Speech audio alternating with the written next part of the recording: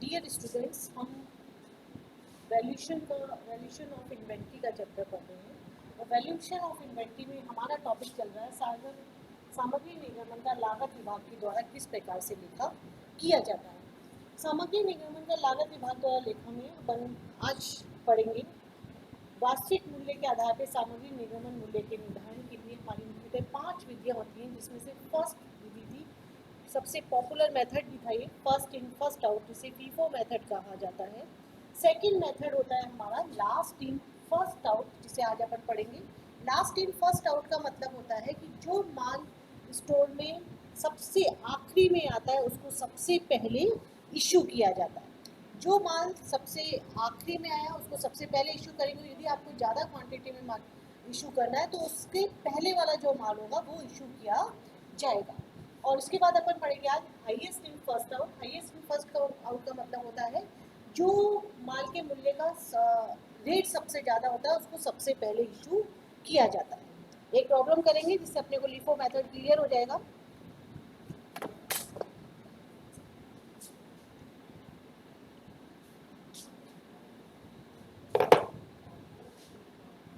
आपको रिसीप्ट्स और इशू दे रखी है। 3 जनवरी 2017 को हमने रिसीव किया था माल 2000 और 1 रुपये हमारी rate. Store slender account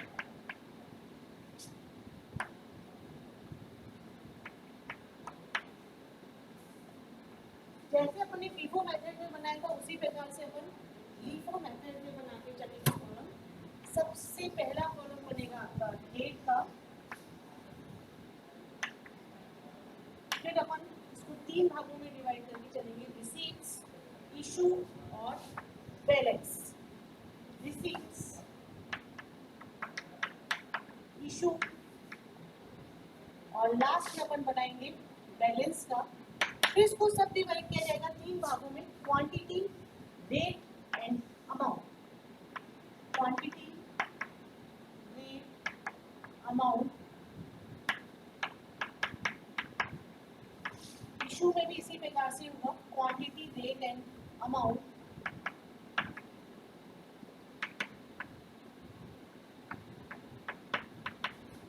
balance में भी क्वांटिटी, रेट एंड अमाउंट।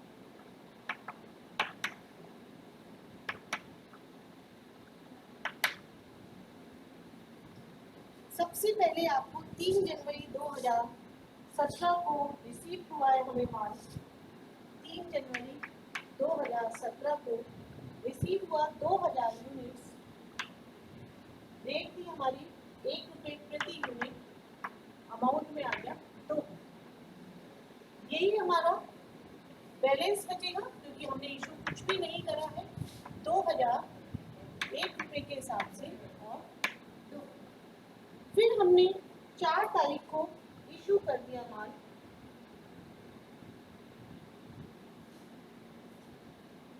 4/1/2017 को हमने माल इशू करा 500 यूनिट। अब यहाँ पे कुछ भी देखने की जरूरत नहीं है क्योंकि आपको एक ही डेट का माल है हमारे पास, तो 500 1 रुपये के हिसाब से और यहाँ पे भी 500 आ जाएगा। शेष बचा आपके पास स्टॉक 2000 था जिसमें से हमने 500 यूनिट इशू कर चुके हैं। शेष बचा हमारे पास 1500, 1 रुपये के हिसाब से और 1500 रुपये। 4 तारीख के बाद हमने 5 तारीख को फिर माल रिसीव कर लिया 3000 यूनिट्स। 1 रुपये 40 पैसे रेट था हमारा, 4200 हमने रिसीव में लिखा। इशू में कुछ भी नहीं आएगा क्योंकि यहाँ पे अपन ने कुछ भी नहीं इशू करा। लेकिन अब आपके पास 2 अलग अलग रेट का माल हो चुका है।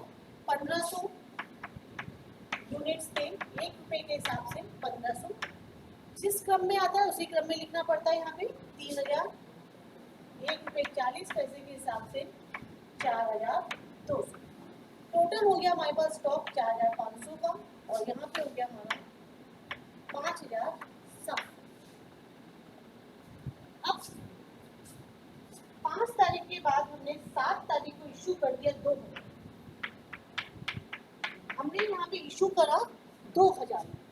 अब जब आप 2000 करोगे तो अब अपन मेथड कौन सा पढ़ रहे हैं, लीफो FIFO मेथड का मतलब होता है स्टोर में माल जो सबसे आखिरी में आया उसको सबसे पहले इशू करेंगे। इन दोनों में आखिरी में माल कौन सा आया था? 3000 यूनिट्स थे और ₹1.40 के हिसाब से हमें इशू करना है इसमें से 2000। आप यहाँ पे 2000 लिखेंगे, ₹1.40 के हिसाब से 2800। अब 1500 तो वैसे किस बचेगा आपके पास ₹1 के हिसाब से, और 3000 में से 2000 या तो शेष मेरे पास बचा 1000। ₹1.40 के हिसाब से 1400, और ये हो गया हमारा 2900। 7 तारीख के बाद हमने फिर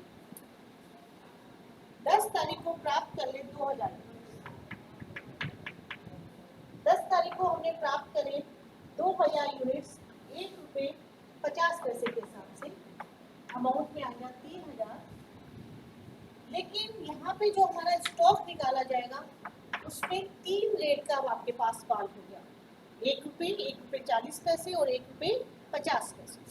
1500 यूनिट्स तो है मेरे पास ₹1 के हिसाब से, 1000 यूनिट्स है ₹1.40 के हिसाब से, और 2000 यूनिट्स है हमारे पास ₹1.50 के हिसाब से। तीनों लिखे आपने। टोटल हमारे पास स्टॉक है 4500 यूनिट्स का, और अमाउंट में आएगा 1500, 1400 और 3000।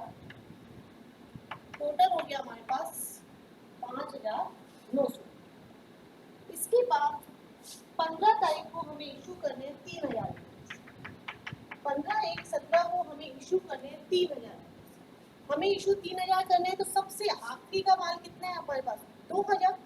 रेट थी ₹1.50। सबसे पहले हमें इसमें से लेना चाहिए।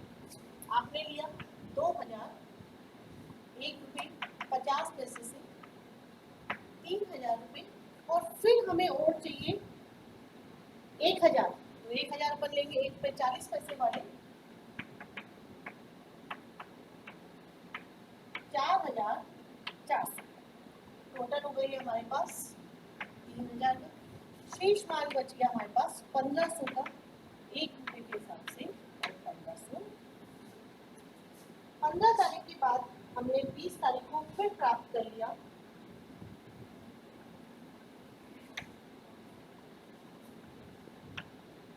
20 तारीख को हमने माल प्राप्त किया 3000 यूनिट्स ₹1.80 के हिसाब से, 5400 रुपये के।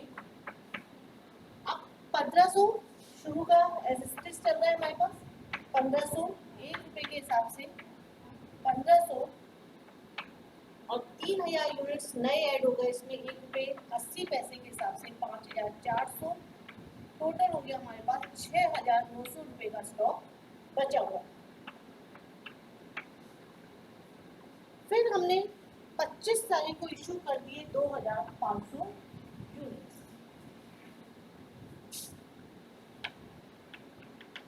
25 तारीख को हमने इशू करे 2500, तो 2500 तो किसमें से आ जाएंगे? 3000 में से ही आ जाएंगे। तो आप यहाँ पे लिखेंगे 2500 ₹1.80 के हिसाब से, और ये हो जाएंगे आपके 4500। और शेष मेरे पास स्टॉक कितना बचेगा? 1500 तो पहले का चल ही रहा है, ₹1 के हिसाब से 1500, और 3000 में से 2500 चले गए तो शेष बचा 500, ₹1.80 के हिसाब से। ये हो गया हमारा 900 रुपये का, और टोटल स्टॉक बच गया हमारे पास 2400 रुपये। तो ये था हमारा last in first out. Last in first out जैसे अपन ने first in first out method किया था, बिल्कुल इसका उल्टा होता है। इस मेथड का सबसे बड़ा ड्रॉबैक यही होता है कि जो बहुत पुराने मूल्य का जो रेट होता है वो व्यवसाय की सही आर्थिक स्थिति को प्रकट नहीं करता, क्योंकि जो सबसे पुराना रेट है आप देखिए, जो शुरू का माल है वो ऐसा का ऐसा ही हमारा बचा हुआ है। यह विधि को ये भी कहा जाता है, इसका ड्रॉबैक ये तर्क संगत और व्यवहारिक भी नहीं। दूसरा मेथड होता है हमारा हाईएस्ट इन फर्स्ट आउट।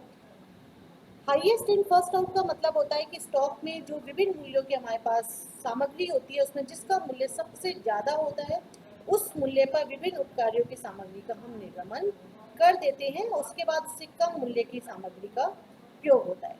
इस विधि का प्रयोग करने पे हमारा जो क्लोजिंग स्टॉक की वैल्यू है वो कम निर्धारित होती है, और इस मेथड को भी हम बहुत कम यूज करते हैं। लेकिन एग्जाम में इसकी प्रॉब्लम आ सकती है, इसलिए इसको एक बार देख लीजिए कैसे करना है इसमें भी। या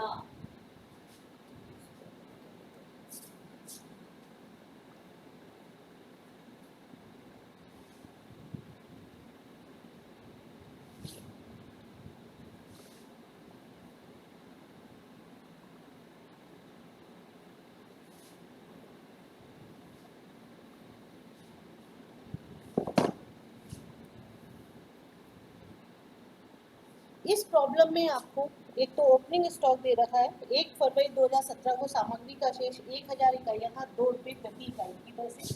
कॉलम इसी प्रकार से बनेंगे जैसे इसमें पहले बनाए थे हमने लीफो मेथड में।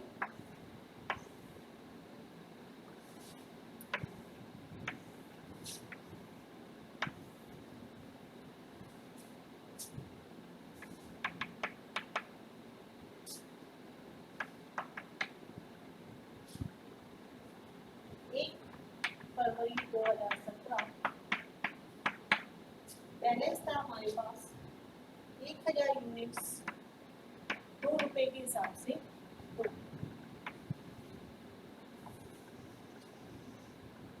1 जनवरी के बाद आपने 2 तारीख को रिसीव करा,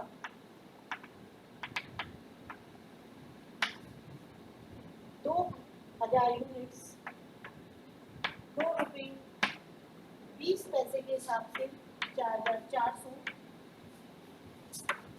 1000 पहले का बैलेंस था हमारा जो चल रहा है, और फिर आइए आपके 2000 2 रुपये 20 पैसे के हिसाब से 4400।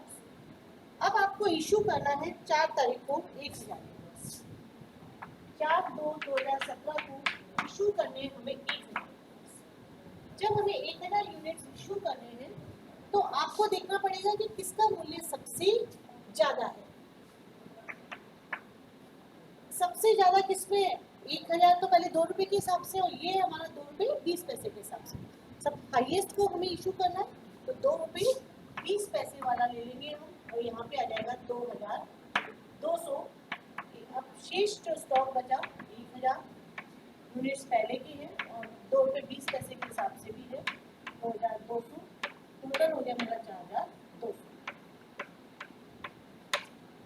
इसके बाद हमने फिर 6 तारीख को माल प्राप्त करा।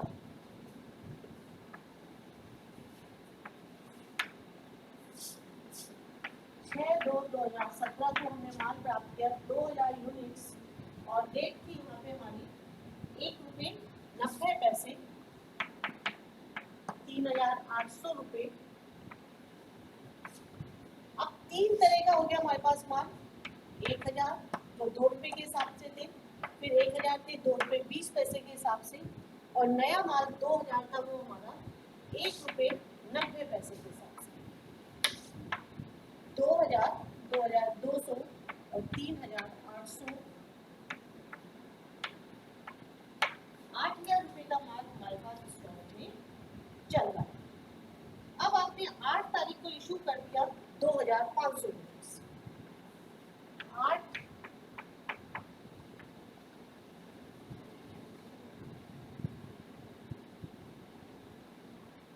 8 तारीख को हमें इशू करना है 2500 यूनिट्स। हमें चाहिए 2500 यूनिट्स, तो 2500 यूनिट्स के लिए देखिए इन तीनों में सबसे हाईएस्ट है 2 रुपये 20 पैसे। तो पहले इसमें से 1000 ले लेंगे 2 रुपये 20 पैसे के हिसाब से। अब शेष हमें 1500 यूनिट्स और चाहिए, हाईएस्ट है हमारे 2 रुपये, इसको भी ले लेंगे 1000 2 रुपये के हिसाब से 2000 रुपये। और अब शेष 500 बच गया हमारा, ये इसके लिए कोई ऑप्शन नहीं है आपके पास, आपको इसी में से लेने पड़ेंगे 1 रुपये 90 पैसे से। टोटल हो गया हमारा 2500, और फिर अपन 1 रुपये 90 पैसे को 5 से मल्टीप्लाई करेंगे तो ये आपका आ जाएगा 5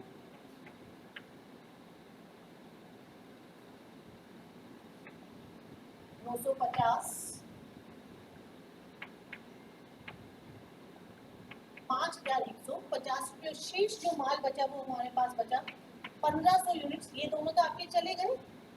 इन तरह के जो क्वेश्चंस होते हैं उसमें बैलेंस निकालना महत्वपूर्ण होता है, और बैलेंस निकालते समय हमेशा इशू की चीज को भी ध्यान में रखना चाहिए। अब 1000 और 1000 का आपने इशू कर दिया, इसमें से 2000 में से 500 हमारे चले गए, तो शेष बचा 1500। 1 रुपये 90 पैसे के हिसाब से 1500 को 1 रुपये 90 पैसे से आप मल्टीप्लाई कर देंगे तो आपका आ जाएगा 2850। 8 तारीख के बाद फिर हमने 12 तारीख को प्राप्त कर लिया 2000 यूनिट्स, 2 रुपये 10 पैसे इसका रेट था, तो आपकी प्राइस हो गई 4200। अब 1500 तो हमारे पास पुराना स्टॉक है, 1 रुपये 90 पैसे के हिसाब से 2850 रुपये मूल्य था उसका, और 2000 यूनिट्स हमारे नए ऐड हो गए, 2 रुपये 10 पैसे इसका रेट चल रहा है, और ये हो गया हमारा 4200 रुपये।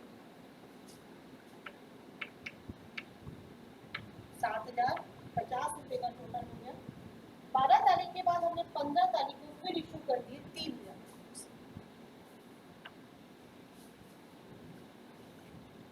15/2/2017 को हमने इशू करे 3000। जब हमने 3000 यूनिट्स इशू करे हैं और रेट में देखें तो 2 पे 10 पैसे का माल का मूल्य ज़्यादा है, तो इसमें से तो हम केवल 2000 लेंगे। 2 रुपये 10 पैसे के हिसाब से 4200 रुपये, और 1000 पुराने में से ले लेंगे 1 रुपये 90 पैसे के हिसाब से। टोटल हो गया हमारा 3000, 1900 रुपये, 6100। शेष जो माल बचा वो सिर्फ 500 यूनिट्स बचे 1 रुपये 90 पैसे के हिसाब से, और 500 रुपये तो आपका आएगा 250। अब आपने 15 तारीख के बाद फिर आपने माल प्राप्त कर लिया 2000 यूनिट्स, 2 रुपये के हिसाब से,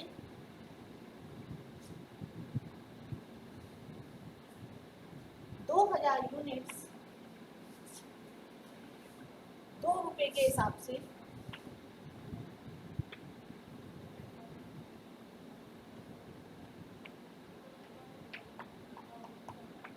2000 यूनिट्स 2 रुपये के हिसाब से। टोटल हो गया अपना 4000। इशू कुछ ही नहीं करना है। अब 500 यूनिट्स तो हमारे पास पहले के बचे हुए हैं, 1 रुपये 90 पैसे से 250, और नया माल ऐड हो गया अपना 2000, 2 रुपये के हिसाब से 4000। टोटल माल हमारे पास बचा 4250। तो इस तरह से जो अपन, अब इसकी यदि अपने को आगे भी क्वेश्चन में दे रखा होता तो अपन आगे भी कर लेते, और जो भी आपको जैसे स्टॉक आपसे ये कहा जाए कि इसमें से आप फिर से 2200 यूनिट्स इशू कर दीजिए, तो जब हम 2200 यूनिट्स इशू करेंगे तो सबसे पहले तो अपन निकालेंगे 2000 यूनिट्स, क्योंकि ये 2 रुपये के हिसाब से, और फिर 200 यूनिट्स अपन ले लेंगे 500 रुपये में, 500 यूनिट्स में से, और शेष बचेगा अपने पास 300 यूनिट्स 1 रुपये 90 पैसे के हिसाब से। एग्जाम के पॉइंट ऑफ व्यू से सिर्फ 2 मेथड हमारे महत्वपूर्ण होते हैं, फर्स्ट इन फर्स्ट आउट और last in first out. HIFO method भी एग्जाम में आ सकता है, लेकिन हीफो मेथड जनरली तभी आता है जब इसमें क्लोजिंग स्टॉक की वैल्यू फाइंड आउट करवाई जाती है। Thank you.